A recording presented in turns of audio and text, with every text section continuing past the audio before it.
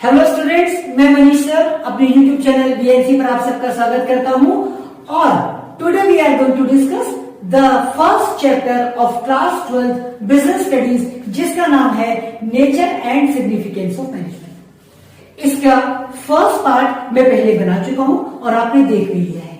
अगर आपने first part की वीडियो नहीं देखी तो यहां बेल आइकन पे क्लिक कीजिए और फर्स्ट पार्ट को देखिए, जिस लेक्चर में हमने समझा था nature, objective and features of management. तो आज के लेक्चर में हम सीखेंगे फर्स्ट चैप्टर के बाकी बचे पार्ट्स और उसमें सबसे पहला टॉपिक है nature of management,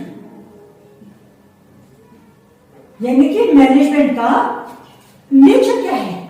management we can treat as a science, as an art, as well as profession also. How it is possible? The let me teach you. सबसे पहले management as a science. Management as a science. How the management can be treated as a science? तो firstly understand what is science. So you know very well that science is a subject which deals with the causes and impact relationship which can be verified, and you also know that science is a systematic body of knowledge based on experiments, research and verified data. यानी कि एक ऐसा subject जहां पर logically हर चीज को systematically study किया जाता है और जिसके आंसर्स को कॉजेज और इम्पैक्ट के रिलेशनशिप के द्वारा वेरीफाई किया जा सकता है। The subject is called science. Now how the management is science. Management किस प्रकार साइंस है? क्योंकि मैनेजमेंट भी एक सिस्टमेटिक बॉडी ऑफ नॉलेज है। मैनेजमेंट में भी आप स्टडी करते हैं, डिफरेंट टाइप की बुक्स आपके पास हैं, केस स्टडीज आपके पास हैं जिन्हें आप स्टडी करते हैं। That's why we can say management is a science. लेकिन जिस प्रकार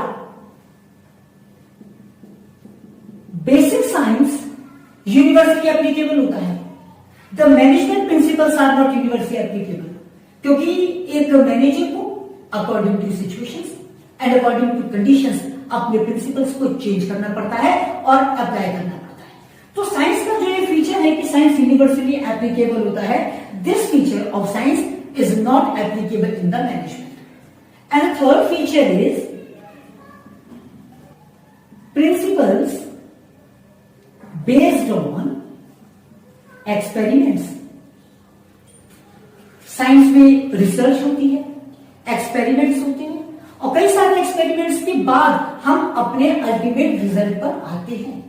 उसी प्रकार मैनेजमेंट में भी कई सारे एक्सपेरिमेंट्स होते हैं, कई रिसर्च होती है, लेकिन ना मैनेजमेंट यहां पर फुल्ली साइंस नहीं है, पार्शियली साइंस है। ऐसा क्यों? क्योंकि मैनेजमेंट जो स्टडी करता है ना, वो ह्यूमन बिहेवियर पे करता है, and human behaviour can never ever be predetermined. So that's why we can say कि how the management can be treated as a science. I hope समझ में आ रहा है। इसके बाद सेकंड टॉपिक है, या सेकंड नेचर कह सकते हैं, stop. Now the management as an art. Management art कैसे है? तो पहले तो समझो आर्ट क्या होता है। Art is a systematic body of knowledge which include the theoretical knowledge as well as creative and personalised in the nature. एक ऐसा सब्जेक्ट आर्ट्स है जहां पर systematic body of theoretical knowledge होती है और वो ना क्रिएटिविटी और पर्सनल नेचर और स्किल्स पर बेस्ड होती है। Now how we can say management as an art? तो पहला theoretical body of knowledge which I told you, जिस प्रकार आर्ट साइड में काफी सारी बुक्स होती है, काफी डेटा होता है स्टडी करने के लिए, मैनेजमेंट में भी बहुत सारे ऑथर्स की, राइटर्स की अलग अलग बुक्स हैं, and while you study these books you get the theoretical knowledge of management.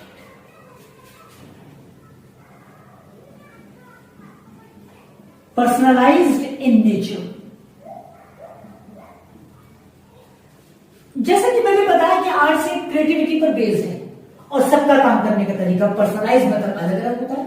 जैसे गाने तो सब गाते हैं लेकिन सबकी आवाज अलग अलग है, सबका गाने का तरीका अलग है, किसी को सोनू निगम जी पसंद होंगे, किसी को अरिजीत सिंह पसंद होंगे. There are many singers.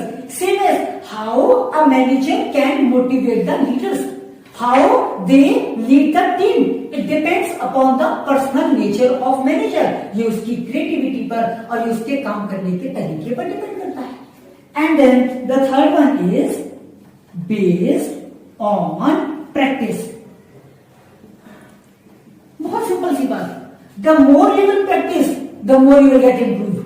जितनी ज्यादा प्रैक्टिस करेंगे उतना ज्यादा ही आप अपने अंदर इंप्रूवमेंट ला पाएंगे और बदलते हुए मार्केट के चेंजेस के अकॉर्डिंग अपने आप को फिट रख पाएंगे.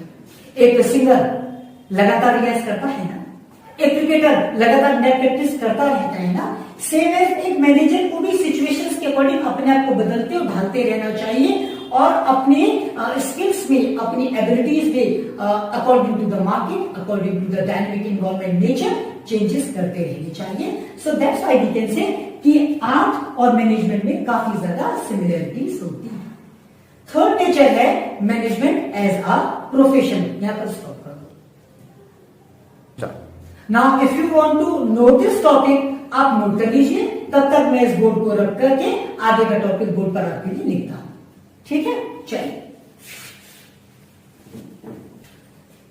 ठीक है, थर्ड नेचर है management as a profession. Management as a profession. How the management can be treated as profession. तो प्रोफेशन क्या है? Profession is an occupation which is required special knowledge and abilities. एक ऐसी इकोनॉमिक एक्टिविटी जिसमें किसी भी काम को करने के लिए you are in need of special type of knowledge, that is called profession. तो मैनेजमेंट भी प्रोफेशन है. हाउ? क्योंकि मैनेजमेंट भी well defined body of knowledge है. इसके अलावा एथिकल कोड्स. एथिकल कोड्स का मतलब हर ऑर्गेनाइजेशन का, हर प्रोफेशन का काम करने का एक सिस्टमेटिकली तरीका होता है. कुछ कोड ऑफ कंडक्ट होते हैं and every person who get registered with this is liable to follow these ethical codes. और अगर वो प्रोफेशनल अपनी एथिकल कोड्स को फॉलो नहीं करता ना, तो उसका लाइसेंस तक कैंसिल कर दिया जाता है. लाइक डॉक्टर्स के लिए डॉक्टर्स मेडिकल एसोसिएशन होती है, लॉयर्स के लिए बार काउंसिल ऑफ इंडिया बना हुआ है. इसके बाद थर्ड है एसोसिएशंस. एसोसिएशंस का मतलब होता है समूह. यानी कि जैसे कि मैंने बोला, लॉयर्स के लिए एक लॉयर्स एसोसिएशन है, डॉक्टर्स के लिए डॉक्टर्स का एसोसिएशन है. तो मैनेजमेंट के लिए अभी ऐसा कोई एसोसिएशन नहीं बना, but soon the government is planning to make an association. ठीक है. And then restricted entry. Management में एंट्री करना रेस्ट्रिक्टेड कैसे हो जाता है?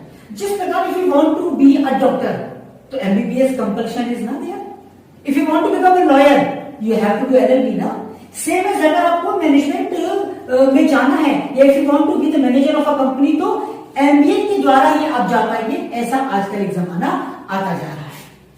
And then service motive. ये थोड़ा सा मैनेजमेंट का नेचर प्रोफेशन में, मतलब प्रोफेशन का नेचर है, मैनेजमेंट में नहीं जा पाता.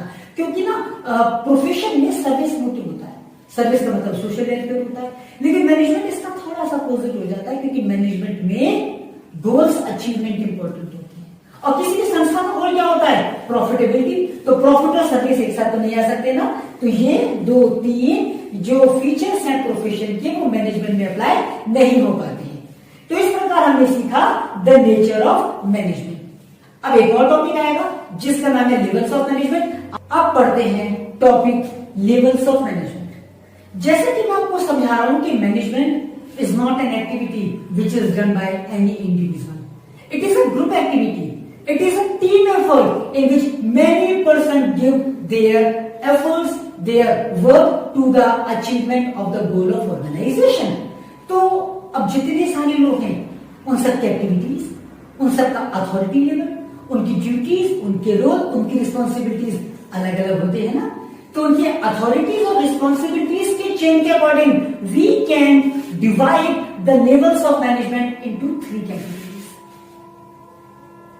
एक ऐसा पिरामिड बनाते हैं और समझते हैं मैनेजमेंट के ना बेसिकली 3 लेवल्स होते हैं। 3 levels are there, top level, middle level and lower level. अब ये क्या है समझ लो।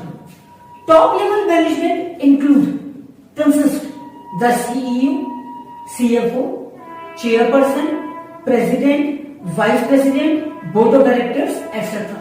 यानी वो सारे लोग जो कंपनीज के लिए प्लान पॉलिसी बनाने के लिए रिस्पॉन्सिबल हैं, जो कंपनी के मर्जर्स, अमलगामेशंस, एक्विजिशंस के लिए रिस्पॉन्सिबल हैं, जो कंपनी के लिए फंड्स और रिसोर्सेज अरेंज करते हैं, जो गवर्नमेंट की पॉलिसीज के अकॉर्डिंग अपने आप को या अपने बिजनेस के एनवायरमेंट को चेंज करते हैं, जो डायनामिक मार्केट में अपनी पॉलिसीज को आगे रखते हैं और रेस्ट ऑफ द वर्ल्ड से, एक्सटर्नल एनवायरमेंट से जो डायरेक्टली लाइजन करते हैं, वो सारे जो टॉप लेवल अथॉरिटीज होती है ना, that comes under top level management. What is the middle level management? Basically जितने भी डिपार्टमेंटल हेड्स होते हैं, purchase department head, sales department head, financial manager, human resource manager, IT manager etcetera etcetera, all those persons who are directly working under the supervision of top level management. और इनका काम क्या है? इनका काम है basically to work as a bridge between the top level management and the lower level management. Top level management ने जो प्लान्स बनाए, जो पॉलिसी बनाई, उनका इंटरप्रिटेशन करना और उस काम को आगे पास ऑन करना, ना सिर्फ पास ऑन करना बल्कि मिडिल और लोअर लेवल के लिए रिक्रूटमेंट्स करना, सिलेक्शंस करना, एम्प्लॉइज को मोटिवेट करना, इंकरेज करना और जो भी टॉप लेवल मैनेजमेंट की पॉलिसीज हैं उसको अचीव करने के लिए जितने भी अल्टीमेटली काम किए जाते हैं, this all work are done by the middle level management. तो what is the lower level management? Lower level management can also be said as supervisory level. It includes the plant superintendent, the clerks, supervisors, mean those managers who are directly working with the workers or with the labor. जो labour है, जो workers हैं, उनके ठीक ऊपर bosses के तौर पे जो काम कर रहे हैं, and who are responsible to take care of the working conditions of the factory or the organization. Actually जो लोग काम करते हैं, जो टारगेट्स अचीव करने के लिए प्रोडक्शन एक्टिविटीज में रोल प्ले कर रहे हैं, वो लोअर लेवल मैनेजमेंट है। इनका क्या काम है कि जो वर्कर्स हैं उनको अच्छी वर्किंग कंडीशंस प्रोवाइड करना, उनको ये जो टॉप और मिडिल लेवल ने जो प्लान पॉलिसी बनाए थे वो लोअर वर्कर से काम निकलवाना, उनकी प्रॉब्लम्स को सॉर्ट आउट करना, उनके ग्रीवेंसेस को रिमूव करना और उनको टाइम पर सैलरी आदि वगैरह देने की व्यवस्था करना। तो डायरेक्टली वर्कर से जुड़े हैं, उनकी प्रॉब्लम्स को सॉर्ट आउट करने के लिए जो मैनेजमेंट है that is called lower level management. I hope कि समझ में आया। तो इस प्रकार दोनों वीडियोस में हमारा chapter number 1 nature and significance of management complete हो गया। आई होप आपको समझ में आया, और समझ में आया तो क्या करेंगे, चैनल को like, subscribe, comment and share. साथ पढ़ेंगे हम, साथ बढ़ेंगे हम। Bye God bless.